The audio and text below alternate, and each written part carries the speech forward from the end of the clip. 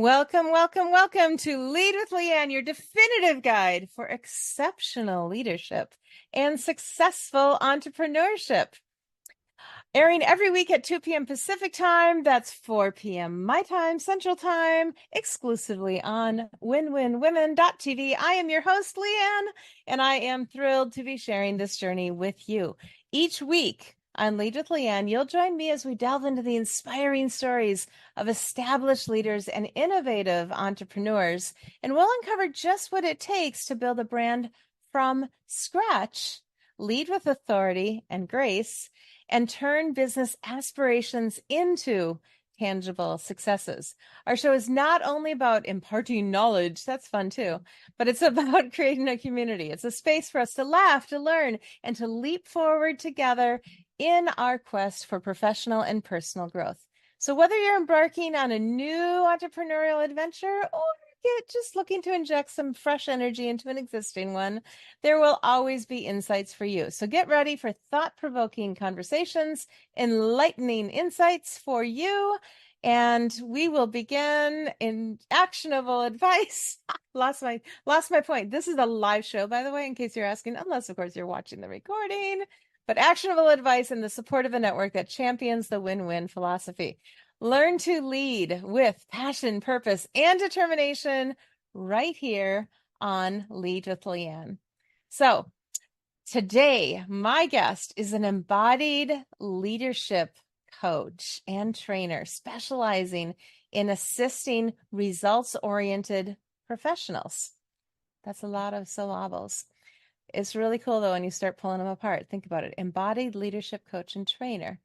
So her focus is on empowering them to gain confidence, communicate effectively, and connect deeply with others to bring their ideas to life, utilizing, this is cool, a distinctive body-mind coaching approach.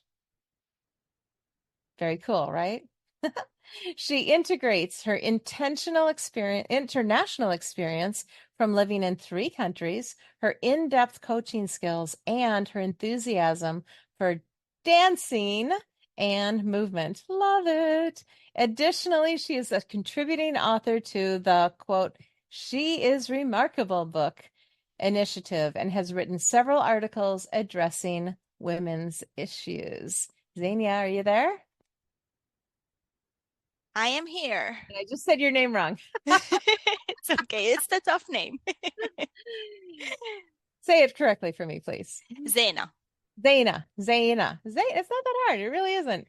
I just got distracted with this stuff. And there's 2 syllables or 2 vowels in the middle. So that always kind of throws me out. Zeina. And you have lived in 3 countries. Awesome. What's the shortest amount of time you lived in one of those 3 countries? Belgium. I was there for 1 year. Okay. And what are the other 2? I was born and raised in Lebanon. I lived there until I was 26, and I've been here in the States for 6 years. Okay. And now I'm going to ask the ultimate question. Which is your favorite? That's a tough one. I'll say this. Every part of me has a favorite. I think there's a part of me that, thrives more in Lebanon. There's a part of me that thrives more here. And there was a part of me that loved being in Belgium. That tracks completely. When you are who you are and you're all about mind body, that makes sense. So when you say a part of you, I'm actually picturing like head, shoulders, knees, and toes. I don't know. What do you mean by a part of you? So I think each one of us have different parts, like we are sometimes very social or very interactive, but at the same time, we're introverted and like to do things on our own. We are very action oriented, but sometimes we're like, let's just sit down and like enjoy life and do nothing. And I feel in Lebanon, there's this like action oriented, this like no rules part of me that really grows and like thrives. Here more is like that disciplined part, that part that loves to grow and challenge herself that exists more. And in Belgium, it was more kind of laid back and also part of me that's like very sustainable and wanting to create change that felt more like thriving or like heard. So I think it just kind of like ebbs and flows depending on where I am. And when I go there, that part of me feels like, oh, okay, here I feel more heard or expression is easier. Oh, wow. And so do you travel a lot back to the other countries? I haven't been in Belgium honestly in a while. I do go to Europe, so that kind of like helps, but I go back to Lebanon at least once a year. And I understand you collect forks. No, I'm just kidding. Oh, that was funny. So, okay, to the listeners, just so you know, the explaining that when we were talking before, she said that she has been traveling a lot. Yay, love travel. Because she's collecting national parks. And I don't know if it's the humidity in Minnesota or what, but I heard forks, and I'm thinking she's collecting national forks. So I that was was interested to know what that is. It's really not on you. I think it's also my Arabic English accent that sometimes throws people off. It's happened before. But I have a new one to kind of joke around with my clients on. well, I think your English is lovely and beautiful. Thank you. So I did come across, since I mentioned the Head and Shoulders, I just put this post up earlier this week on my account. It said the adult version of Head, Shoulders, Knees, and Toes is wallet, glasses, knees, and phone, or keys and phone. There you go. Wallet, Very true. glasses, keys, and phone. Yep. Well, maybe you're not quite at that age, but I certainly Oh no, I definitely am. I'm the person that comes in and out of the door multiple times because I forgot something. am. Yeah, it's kind of in the mornings, like, bye, honey. See you in a minute. Exactly. So, what part of the of the nation are you in right now? I live in Boston. Okay. And is that where you established yourself right away when you moved to the States? Yeah, I did. So I moved into the Cambridge area of Boston, just decided to come here for a job. And it's been a really, really good experience. I really like it here. And so you came for a job, meaning you were an employee for somebody else. Are you still? Yeah, so right now I'm kind of like my entrepreneurial journey has been ongoing for 4 years, and I'm still doing kind of like a full-time, part-time kind of thing to just sustain myself in other areas. And it's been an interesting way to go into entrepreneurship and explore it and learn how to balance and how to put myself more into my business. But I'm loving it. Good. So which would you consider to be your side gig at this point? I mean, I would say right now the coaching is more my side gig, but this is where I feel my voice is more authentic. I'm more myself. I'm more grounded and confident. And I don't know, there's just like passion there. Yeah. Oh, it should be. If that's coming from inside and that's where you want to go. I'd hope that that's where your passion is. That's phenomenal. Thank you. And Cambridge, why specifically I mean, the job was there, so I guess that's why, but you were looking for a job someplace, right? Were you Yeah, looking in that area? not really. So I finished my master's in Belgium. I did a master's in entrepreneurship and innovation. And I was like, okay, what's next? And an old colleague of mine called me. He's like, I moved to the States. I have this job for you, and I think you'll like it. And I was like, okay. And I just, upped and moved to Boston, not knowing anything. And it's been really fun, interesting kind of journey. Cool. And is it related at all to your entrepreneurship master's degree? So I'm originally my background started as a civil engineer, so I did a lot of project management and construction. And Exactly what anybody looking at you would think. Exactly. yeah, it definitely shows a different part of my personality. For sure. So I started moved here, did the project management, and as I was doing that, I got the chance to start my LLC and kind of find how can I use my project management experience also? How can I everything that I do in my daily life here kind of feed into my business, grow my business, create good channels of communication for my business, and it's been interesting. Oh, good. Since I did mention seeing you, for anybody listening to our live streaming or listening on a replay, over 40 different places on podcasting systems, you can come over and see this live. Come on over to my website, Lead with LeAnn, or you can check it out on my YouTube channel, Joyminder Solutions. You can also find it in the Win-Win Women channel on Joyminder Solutions and many other locations, but especially YouTube is where you can come and see the visual of this conversation. So I welcome you to come on over. And if you're live streaming, come on in and listen to us. You can ask questions like, how do you go from civil engineer to using dance in business? I'm fascinated. Yeah, it was kind of a two-part journey. When I was back in Lebanon, I was one woman among like 40 men in a one job site. I got to a point where I was totally burned out. Communication was difficult. It felt like I wasn't being myself. So someone recommended the communication training for me.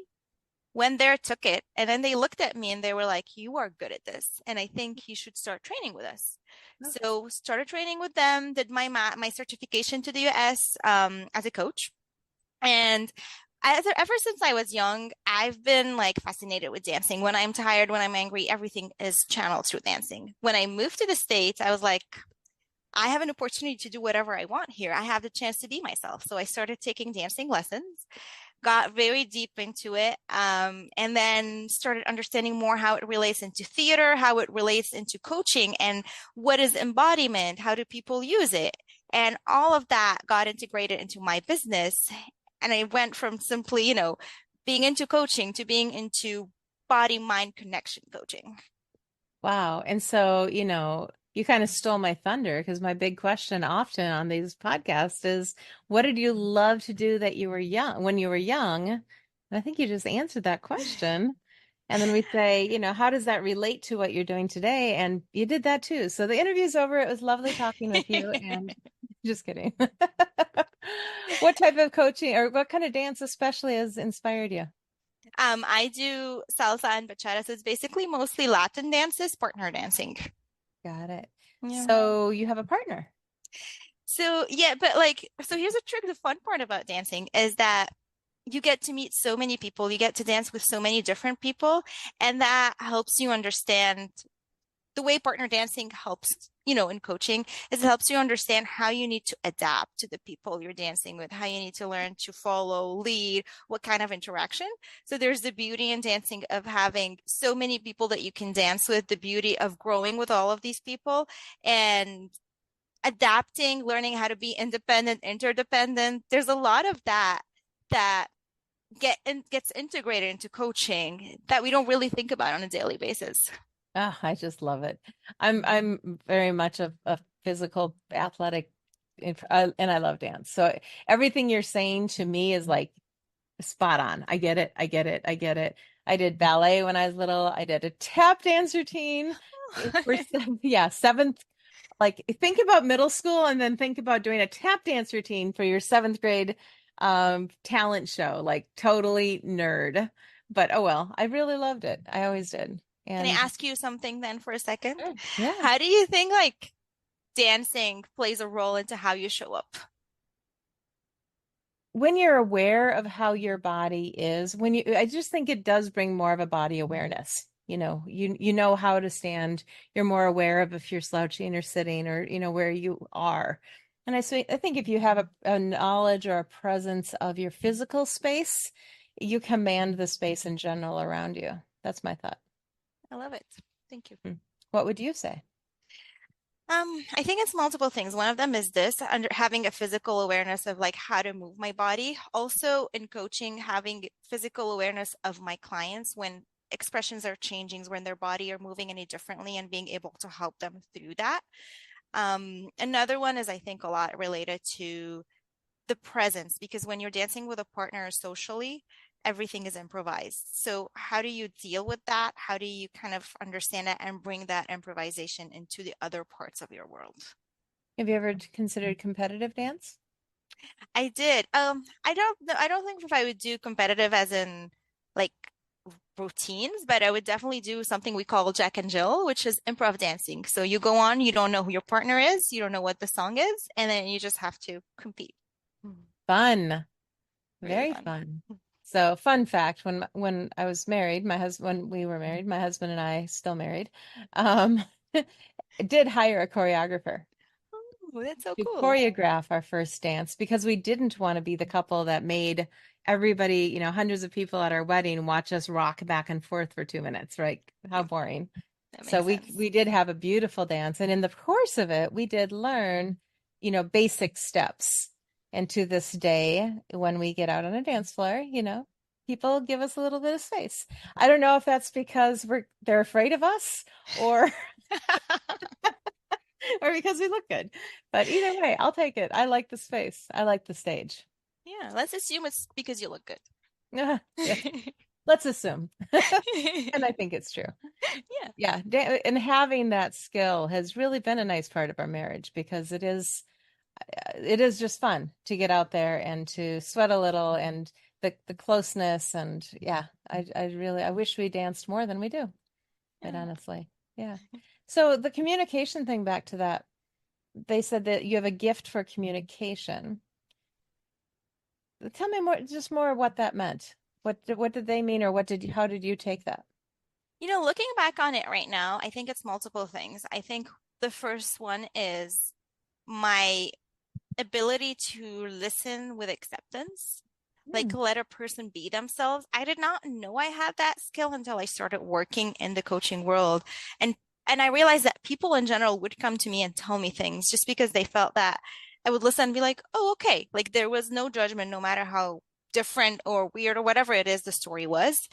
And the other part is my enthusiasm to create. Like when we were creating trainings, I always had new ideas. I was always like, oh, we can do this, we can do that. And I'm like, I'm not afraid of like going outside of the box and creating new things.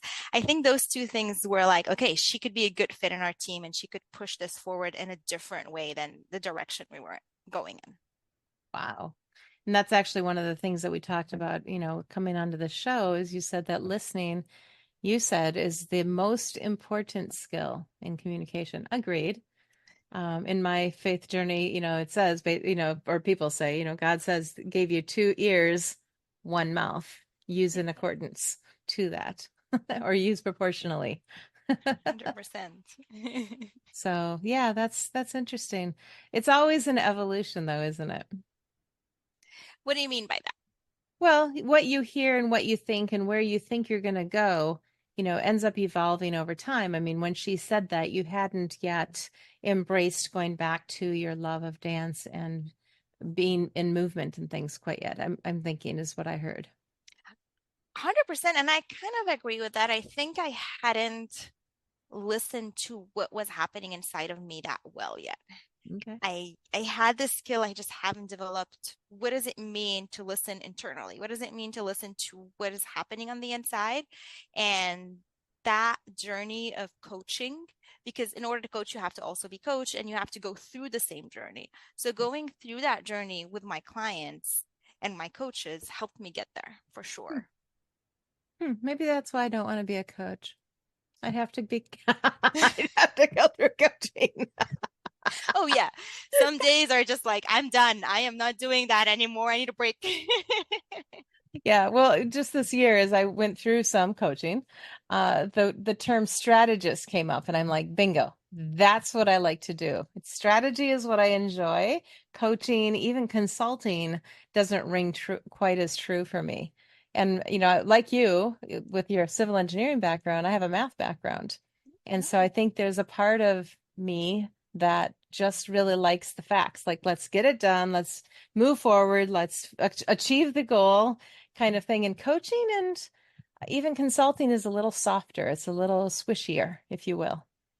Yeah, I see what you mean. Because also at the beginning of coaching, you have at the end that strategizing and putting goals. But if you don't go through that like soft part, if you don't dig deep, you can't get there. So I think with strategizing, you kind of work like you're working on a bigger scale, you're working on a company scale. And correct me if I'm wrong, you kind of don't have to work with the people on the deep part of it, the human, like not the human, but like the deep digging part. Pretty much, because when people come and they're like, "Well, I want to do this thing in my business. I want to expand my business by finding the right partners." I'll say, "Great, I have a great strategy for you."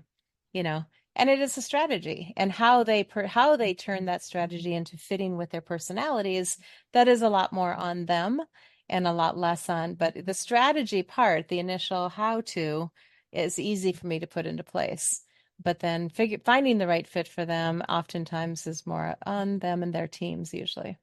That So makes does sense. that match what you were just saying? Yeah, that makes sense. Okay, cool. Um, yeah, so let's go back though. I know we kind of said we already answered the question, but you said when you were younger, you really enjoyed dancing and being physical. Now you're living in Lebanon at that time, which is very different than the United States, I'm thinking. Yep. So how was that experience for you? I mean, was that acceptable? Was that expected, or what was that like to be a girl that was very physical, in touch with yourself? What does that mean? It was interesting, because in a sense, it wasn't. I mean, the athletic part of me was very out there. It was a bit weird because, I was an athletic girl in general. I was more interested in like playing volleyball, basketball, things like that. So that part was easier to show or express. It was harder to express the dancer just because it's not that dancer were rejected, but there's a certain connotation with it that the use of the body and things like that, there were kind of frowned upon.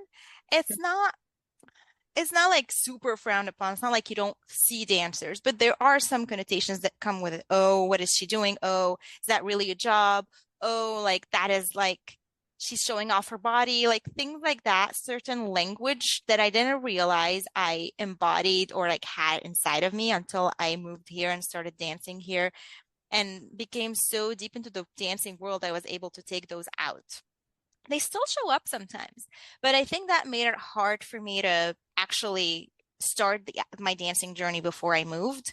I used to like take classes here and there and I would like express it, but then it would die off because it felt indirectly discouraged. And I think that is a big part of why I didn't start dancing earlier the way I wanted to. Sure. Do you see hints though also when you look back at your desire to coach or to work with people or the communication side? Do you see hints of that in your early years as well? Oh yeah, 100%. I think everyone in my family, even grown-ups, would always come to talk to me about things that they were going through. And I didn't understand why. I was like, I'm like 13. Like, how am I helping all these people? But I think it just kind of there was just something about me and my personality and just being able to hold space. I think that was the biggest thing. And now all my family says it. Like, there's just something about me that I'll give you an example. Like, you know how if someone is frustrated with their partner or with their kid, it does not mean that they don't care. It just means that for a moment they need to talk about it. And I had the capacity to dissociate that. Okay, great, they're talking about it, but there's no judgment going towards that person. I can just move on and everything will be normal. And this conversation would just have held space at that moment. And animals like you too, don't they? I guess so. Yeah, they do. Well, that's what they say. I've seen posts like this around recently that say, you can tell that you're a high vibration person if, strangers walk up to you and start telling your story, or animals are naturally inclined to want to be near you. And, full confession, my own cat didn't used to like me. It's true. And I was aware of that. And it did cause me to be introspective and say, what am I doing that my cat, who I feed, would rather not spend time with me? And it did cause a shift in me to not just because of him, but I realized that, I actually don't like this phrase, but how you do anything is how you do everything. That drives me crazy. But I realized that there probably was something to that. And so Sam, my cat, and I had a long conversation one time.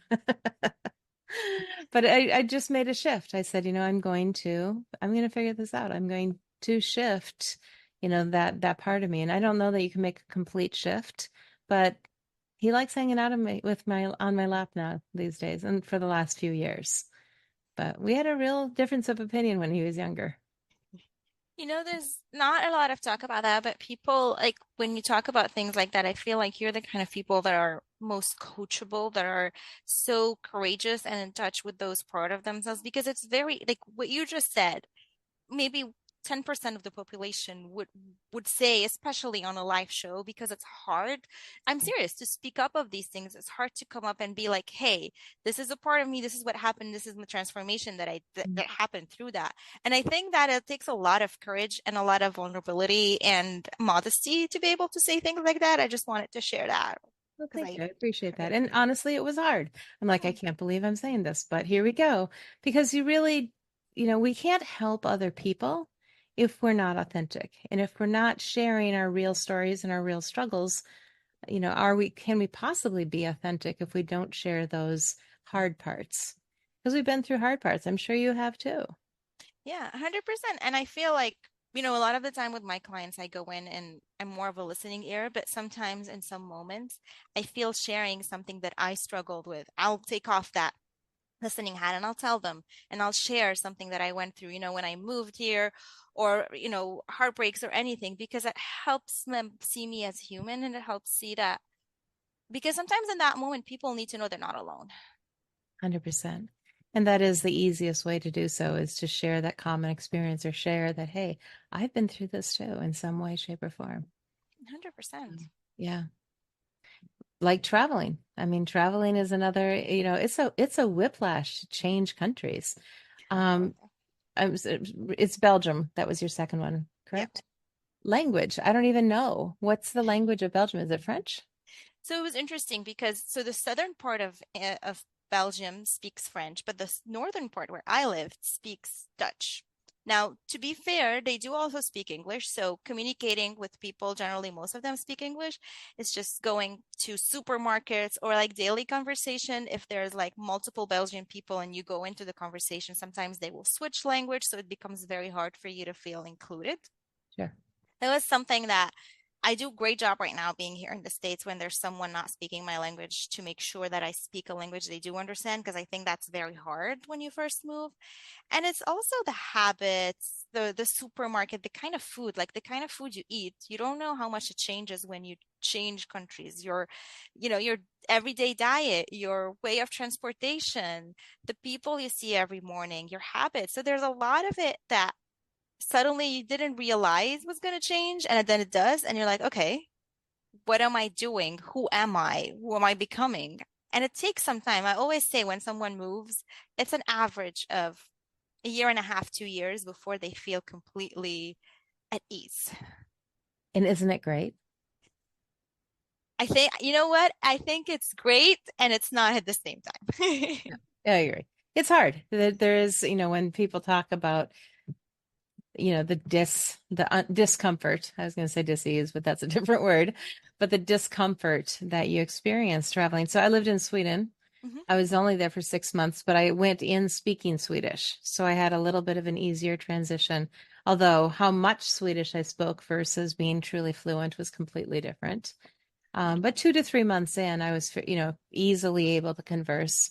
But there were just little things that were different. Like I remember being at a barbecue and they made roasted potatoes on the barbecue. Well, in the United States, what do we do with the potato skins? We butter them up, we throw stuff in them, we eat them. Well, in 1990 in Sweden, you could have heard a pin drop. People watched me, and I'm like, what? And they said, you're going to die. And I'm like, why? Why am I going to die? Exactly. They said, well, potato skins are poisonous. And I'm like, we sell them at restaurants. So talk about a difference in foods. Now I'm quite sure that in Sweden these days people eat potato skins. Yeah. But, back then it just wasn't. And I remember also discovering that pear was a really big flavor in Sweden. Find a pear flavored candy in the United States. I don't think that's possible. I don't think so either, unless you go to a Swedish candy store, which I happen to know where there might be two or three. Yeah. But what differences have you found? What differences specifically struck you, let's say, coming here to the United States? Definitely communication styles. When I first moved here, I would be talking with people on the phone and I would say like, we're arguing, but arguing here is a strong word. While in Lebanon, people are just intense. Like everyone is always intense with each other. So like people are just like that. Here, people are not that intense. So I had to learn to change. And honestly, I will tell you, I like it now, but at the beginning it was hard because I felt like I had to kind of reduce that level of intensity that I had, that level of energy that I had, because people thought it was too strong or like I was attacking. So there was that one thing. The other is like the level of sarcasm, the type of jokes, the type of friends you make. And culturally, they're different. Their backgrounds are different. Their jokes are different. The food they eat, the way they laugh. So it just took a while to create a good support system and be able to communicate comfortably without feeling like I didn't belong and without feeling at the same time that I was offending them or like not making them feel welcome too. Huh. Well, surprise, surprise, the communication specialist notices the difference in communication as she travels from country to country. So I have to ask, in Belgium, what did you notice there? It was so hard in Belgium because people are so indirect. So it's very hard to get the truth of someone until you really know them. It's not, I don't think they do it on purpose. It's just they take time to like get to know you before they're like completely honest or feeling like they belong. So it took a while because in Lebanon, everyone's so direct and so like in your face directly. And just like high energy in Belgian people are more low energy. So it took a while for me to adjust to that and be able to understand that this is how people communicate here. Right. Fun story. I was blessed to go to Sweden for the first time uh, with Good Morning America, the TV show. Oh, it's so They cool. brought my family over to Sweden, and we actually landed in Denmark and then took the hydroplane over to Sweden. And they had, this was back in the 90s with huge cameras, the whole big thing following us around. It was awesome. And they handed us a script in Denmark and said, okay, when you land, this is what's going to happen. Tearful family reunion. And I just laughed. I was 18 at the time and I laughed because I'm like, okay, you obviously don't know Midwesterners or Swedes. That whole tearful family reunion thing is not happening. We got there, we're like, hi, nice to meet you. But it's just a difference. And Swedes too. They'll say, they're hard to get to know. I wonder if that's just maybe a lot of Europe. I don't know. I'm just gonna guess. I mean, and this is a big guess on my part, but I noticed more countries with colder weather tend to have that personality, but the more you're closer to the coast and to like warmer countries, you find people are more like relaxed or like very ex like they express differently, they express more. Not in a good or bad way, but it's just I think related maybe to weather. I haven't done research. This is completely conjecturing. Sure. Well, it sounds like a good thesis. You could probably write a good paper on it, actually. Because here I am. I'm in Minnesota and I'm wearing sometimes a sweater these days. And everybody's like, oh, is it really cold in Minnesota? I'm like, no, it's 100 degrees outside Wow. for real. But the air conditioning in my house has me at 73. So I'm wearing a sweater. Yep. But that's true. So I am a cold weather person. I like the cold weather. I don't consider myself particularly hard to get to know, though. Okay. Maybe I need to reconsider my. Yeah, but I will say Minnesota nice is a thing that people talk about. Oh, everybody in Minnesota is so nice. And yet a lot of other people will say that it's not nice. It's passive aggressive, appearing to be nice while at the same time withholding or even having a different actual intention behind what they're doing. So I don't claim that, Yeah. but it is said about Minnesota people too. So I Okay. wonder if that also plays into that northern, especially northern European type of a thing. Yeah, it was. I mean, it was at least a bit common in the Belgian culture, not in a negative or mean way. I think it's just in a way like to get to know someone before they can show other parts. That's all. We have already gone over half an hour, which is awesome, but I just want to invite people. If you're liking this conversation, you're listening to our live stream, or you're thinking, wow, I should have tuned in. This is live every single Monday, 4 p.m. Central Time on winwinwomen.tv. If you come on over here, look for the Lead with LeAnn plaque, click on the button, and you can join in on this conversation live. Now, you actually won't be seen.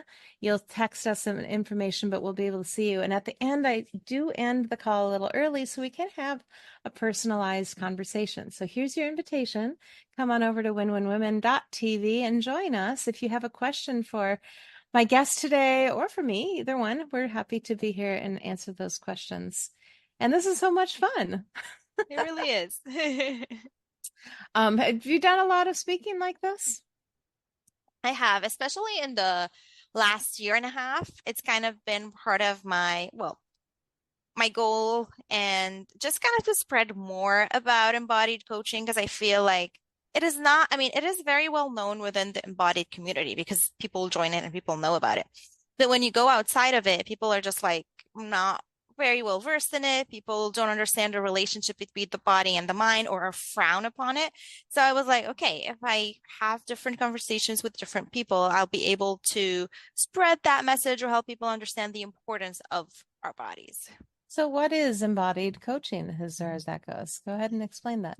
Sure. So I think embodied coaching is the use of the mind and the body to create change. We're not just focusing on what am I thinking, what is my behavior. We're also focusing on how does my body show up as, what are the actual behaviors that I'm doing to be this person in order to create the change. Because, you know, if you decide you want, and I'm going to pick a very random example, you want to start um, listening better. I take that example always. There, we all have a tendency when we want to interrupt or where there's an energy to speak, to move our body forwards. You feel yourself like there's just something moving you towards the screen. And a lot of the simplest methods I try with my clients while exploring the deepest reason or what is happening in that moment is to just pull your body back and take a deep breath and feel yourself lean more into the conversation rather than like feeling the need to speak or say something. So this is a small portion. At the same time, we are talking about the mind. What happens in your mind in that moment? Why do you feel like you need to say what you need to say in that moment instead of listening? And by doing both, by taking the body approach, the mind approach, and combining both, we are helping a person create a faster change and a more sustainable change because any new habit you want to create is not here, it's here. Whatever you want to do, like whether it's exercise, whether it's walk differently, whether it's listening, everything is about movement and behavior, and everything is in the body. So if we kind of use both to create that change, it is more likely to, I don't want to say like to promise success because you know we don't know when things change, but it's more likely to last within you and create better long lasting habits. Huh. And so, when you're working with people, are you working with individuals or groups or both? So I work with both, but my, like I would say 70%, 75% of my work it is with individuals on a one-on-one basis. And how are you meeting those people? So I have my own, you know, through my website, through my own marketing plans, and then I have contracts with big companies that provide coaching, and I am one of their contractors. So they bring me clients, and I just take over that portion of the work and work with them on an individual basis. Oh, fascinating. I know a friend of mine does, she has an app or something that she works through, and she just makes herself available for a certain amount of time. And literally, the phone is just on. And if that rings, she picks it up and she works with that client for, I think it's for free for a certain number of minutes, but then she's able to offer her services, if they want to, hire her for coaching. Interesting. So, yeah. And it's a way that I've heard that other coaches have also launched their businesses. And I think that's around a health and wellness type of a coaching type thing, which you could easily argue what you do is around that as well. Yeah, and I'll tell you one thing because I always when I'm working with leaders, it's always interesting because they come in and they're like, "Oh, this is about my professional life." But it always ends up being about their entire life because there isn't one thing that you struggle with in one area of your life that doesn't seep into every area of your life. You show up as yourself. Like it's very hard. I've had very little client, like I don't think I've had any client that I haven't worked on both with, even if it was through a professional app, like through like professional leadership training. Sure. So you mean how you do anything is how you do everything? Yeah, sorry. I did not want to say that. Oh, you said it. You said it loud and clear. Oh, it is funny. It is such that phrase is just my nemesis. It really is. And there's things I read about or people agree with it or disagree with it, but I have to say it probably holds more true than not in many You know what? cases. I'll change it for you. I think it's not necessarily that. I think it's we have strength or we have certain behavior that tend to be sometimes made stronger by certain circumstances that will be similar, whether in your personal or in your professional life. So it's more about those strong tendencies that we're trying to make more towards the size that we want and control them. And I agree with that. I mean, leadership is usually something I do believe you're born into it more or less. People can study to become a leader. You can develop leadership qualities, but truly just desiring it, like I did even as a kid, I remember thinking, how do I get to know a lot of people? How do I become somebody that knows people? And guess what? I found out. Yeah. But I think leadership, it is just something that I am, or like both of us, we share a numbers thing. We're automatically, do you do this? You walk into a stadium and you start like a concert and you're like counting seats. You're like, wow, they made this much money just from this one concert. I don't know. Do you do that? I do. I do that. I do more the personality thing without noticing is like I notice how people walk or like how they interact or like where they're sitting when I go into a concert. It just is Oh, it. Like I'm like constantly drawn to people's behavior and not in like it's more in like, oh, an interesting way, like a curious way.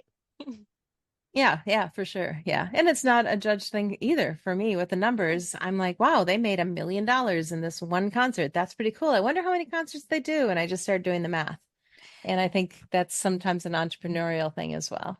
Oh yeah, I have my partner does that all the time because he does entrepreneurial stuff and he's like we go into a shop and he's always thinking about how did I make the money and how because what you do goes with you. Like you said, you go there and you're like, okay, this is what I do on an everyday basis. And sometimes you get ideas like by doing that, you're like, oh, I could be doing this and that and make me making money for myself. So I think that's a very, very interesting way to look at the world. Or we could say it this way, wherever you go, there you are. Yep. Well, this has been just completely delightful. I know you have an offer that you mentioned that you'd like to share with our audience. We'll get to that in just a moment. But once again, I want to just say thank you to you and to the listeners here to, I don't know, just be part of this conversation. And I'd love to hear from our listeners. If you're hearing this on a recording or whatever else, put a comment in or send us a note. Let us know. And by the way, speaking of that, how do people reach you? What's the best way for them to find you? Is it LinkedIn or Facebook, website? Yeah, so LinkedIn, my name, Zeina Habib, Habib, which probably they can see. And then on my website, voice-within.com, where they can find all my offerings, my packages, the type of work and speaking that I do. And they can reach out to me. And I think you mentioned a free mini meditation, creative prompts as well available. That's also on your website. Yes. So on the Oh, website, there's a free resources section where they can find trainings, meditation, previous talks, and all information that they may need. wonderful. Do you have an @ handle for social media? Yes, I do. I have an Instagram. It's Zeina Habib coaching _coaching, which I can share with you too. Zaina. So Zaina. Yep. Coaching. Okay, excellent. Well, thank you. Thank you. Thank you for all of this. Has been just a delightful conversation. I wish you all the best. And if you ever find yourself in the Midwest doing your research, I would love to hang out with you. Minnesota is gorgeous. Come and stay here sometime. Winter or summer, I swear. It's a beautiful, beautiful place. It is prettier in the summer. I will take you up on it. Oh, wonderful. Good, good, good. So, on behalf of my beautiful guest here today, I'd like to thank everybody for joining us to unleash your joyful business potential. Remember, leadership is a voyage that we take together. So keep shining and aligning with your purpose. And come on back next week and every week at 2 p.m. Pacific time, 4 p.m. Central, exclusively on winwinwomen.tv for the live show and for our next inspiring episode. So until next time, this is LeAnn, your Chief Joy Officer, signing off. Keep leading with heart, and I'll catch you on the next wave of success. Farewell, and keep spreading the joy.